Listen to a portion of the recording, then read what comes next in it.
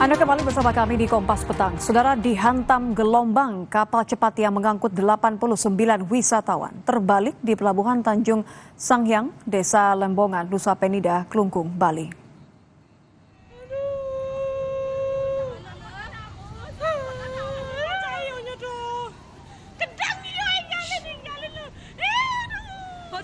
Kapal cepat berpenumpang 89 orang sebelumnya menerjang gelombang besar. Namun tiba-tiba kapal oleng hingga terbalik. Seluruh penumpang bahkan terjun ke laut menyelamatkan diri. Tidak ada korban jiwa, seluruh penumpang yang ikut dalam rombongan berhasil diselamatkan nelayan setempat.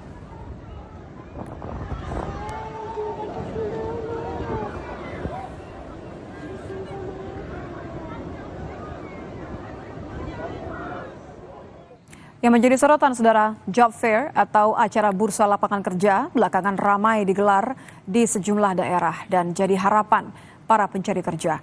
Bisakah ini menjadi solusi para pencari kerja di tengah sorotan efektivitas forum seperti job fair?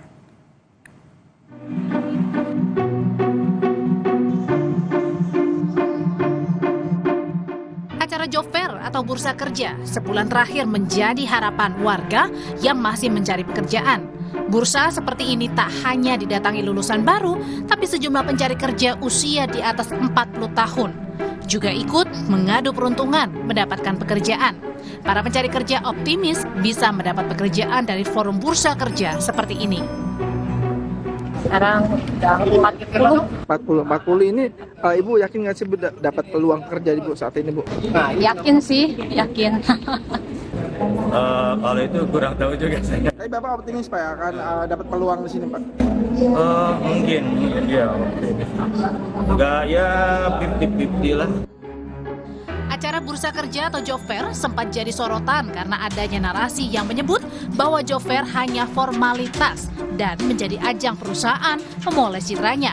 Namun Wakil Wali Kota Jakarta Barat Yuli Hartono membantah kegiatan job fair hanya formalitas.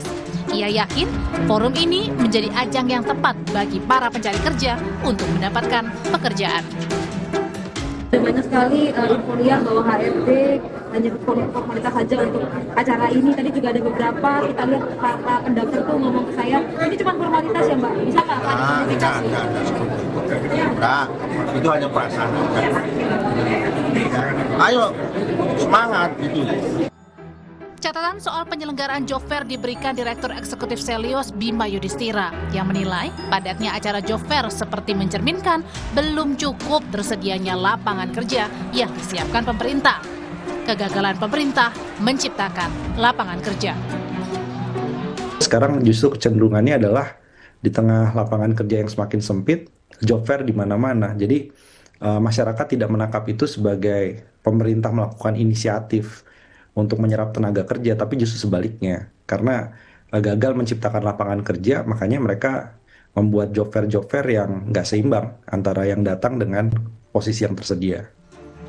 Saat ini Indonesia tercatat berada di posisi tertinggi kedua di Asia Tenggara karena memiliki tingkat pengangguran sebesar 5%. Meskipun Istana membantah hal itu dan menyatakan berdasarkan data Badan Pusat Statistik, jumlah pengangguran terbuka di Indonesia menurun. Tim Liputan, Kompas TV. Viralnya narasi bahwa job fair hanya formalitas dan ada perusahaan yang dipaksa ikut meski sedang tidak buka lowongan menjadi sorotan dan perbincangan di media sosial. Apa yang ditujukan penyelenggara job fair agar keraguan terhadap acara ini bisa ditepis? Untuk mengulasnya sudah bersama kami Wakil Menteri Tenaga Kerja Immanuel Ebenezer dan konsultan SDM atau HR Consultant Hasan Askari. Selamat petang Bang Noel, selamat petang Mas Hasan. Selamat sore, Mbak Anissa. Selamat sore Mbak Anissa, Pak Noel yang saya hormati. Selamat sore. Wah, ini sudah mulai sapa-sapaan, mungkin geram-geraman di media sosial sudah mulai agak reda. Tapi saya ke Bang Noel dulu deh. Bang Noel, ini kan Anda merespon dengan cepat sebenarnya pernyataan dari Mas Hasan. Nanti saya akan tanya ke Mas Hasan. Tapi sebenarnya Anda bisa menjelaskan kepada kami tidak, kalau kekhawatiran Anda kan bilang bahwa tidak benar ini tudingan palsu mengenai lowongan di ajang job fair ini hanya sekedar act saja begitu ya, lowongannya palsu. Bang Noel. Ya, karena beberapa kali kita bikin job fair di kementerian, tidak seperti apa yang disampaikan Mas Akbar, gitu loh. Kita semua kita validasi, kita verifikasi. Ketika kita minta para mitra industri kita terkait rekrutmen tenaga kerja, kita pastikan dulu lapangan pekerjaan apa yang kiranya dibuka ke publik.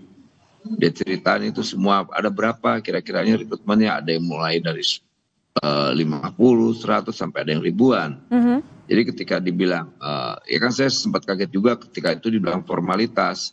Karena kita sebelumnya juga ada job fair di Jakarta Timur, kemudian Jakarta, lantas Bali, dan semua itu berjalan lancar, tidak ada yang formalitas. Semuanya terverifikasi datanya ya, Bang Noel ya?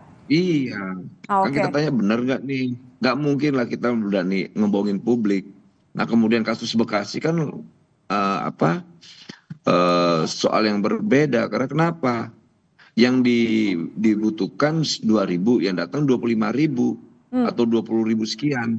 Ya wajar lah orang menganggap itu sebuah formalitas. Ya kebutuhan kerjanya cuma 2.000, yang datang puluhan ribu kayak kita waktu di kemarin. Saya ke Mas Hasan deh kalau begitu ya Bang Noel ya. Ini Bang Noel bilang katanya kalau yang selama dikelola oleh kementerian benar kok semua terverifikasi. Jangan-jangan ada beberapa pihak yang memang tidak melakukan hal dengan benar verifikasi. Tapi kalau Mas Hasan melihatnya ini memang hanya mengacu kepada yang kemarin saja, yang isunya karena jumlah pelamarnya terlalu membludak dibandingkan lowongan yang dibuka, atau Anda punya data yang berbeda?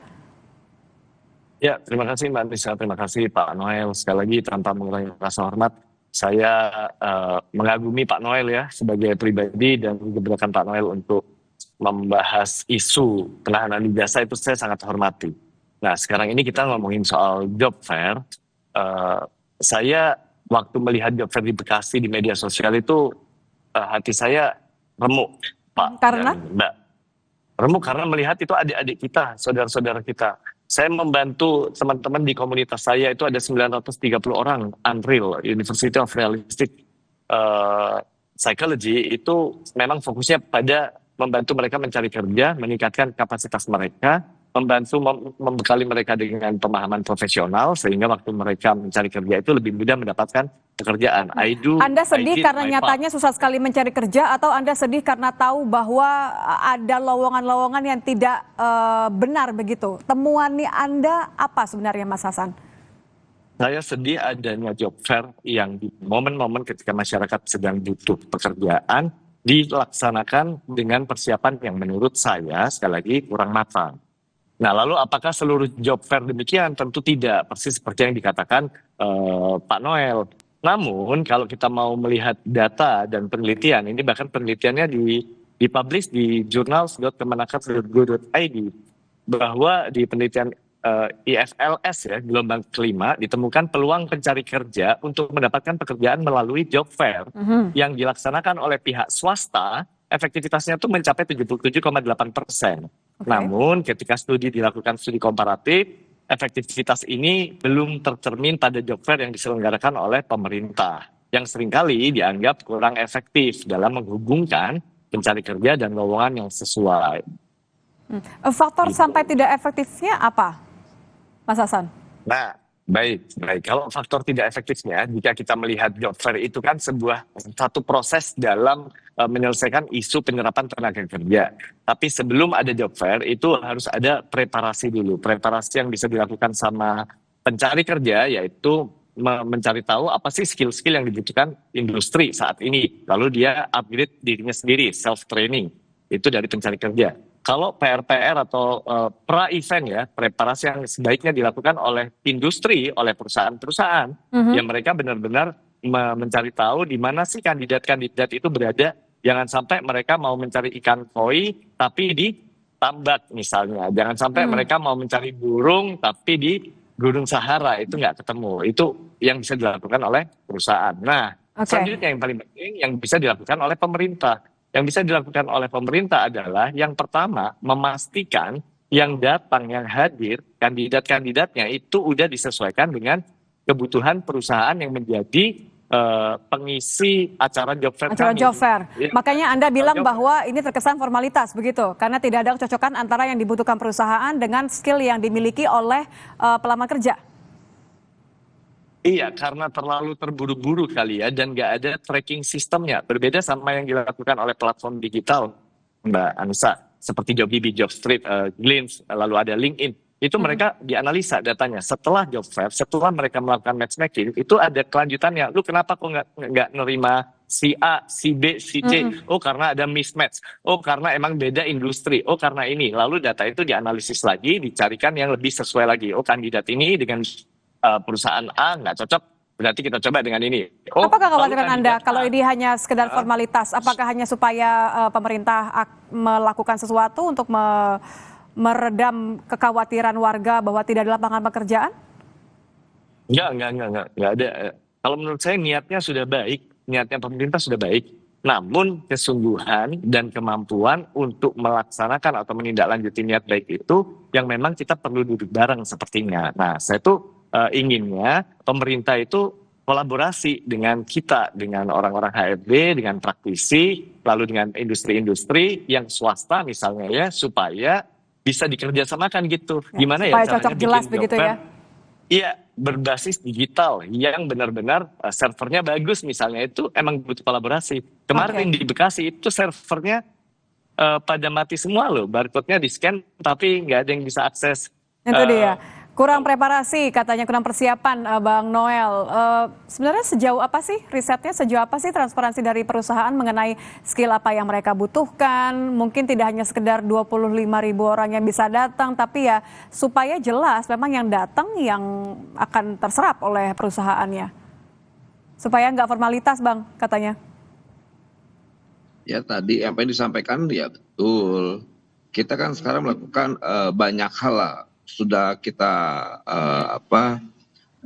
lakukan kolaborasi tadi yang disampaikan HRD ini, kita melakukan hal itu, makanya kita heran kok kita dibilang formalitas doang, kaget juga kita bisa tunjukkan data apa yang pernah kita lakukan. Misalnya kayak kemarin 2 minggu yang lalu kita job fair, kita tanya langsung, udah ada yang udah diterima, ada Pak nih semua datanya, bahkan ada yang nanti mungkin seminggu ini atau hari ini kita terima data yang kemarin kayak 52.000 itu berapa orang yang diterima, kita tanya ada sekian puluh persen Pak, udah 70% yang masuk.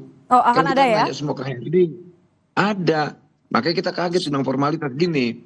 Jangan samakan apa yang dilakukan di Kota Bekasi dengan apa yang kita lakukan, karena nih publik mengeneral apa yang dilakukan, seakan-akan apa yang terjadi di Bekasi itu menjadi gambaran hampir semua job fair gitu loh.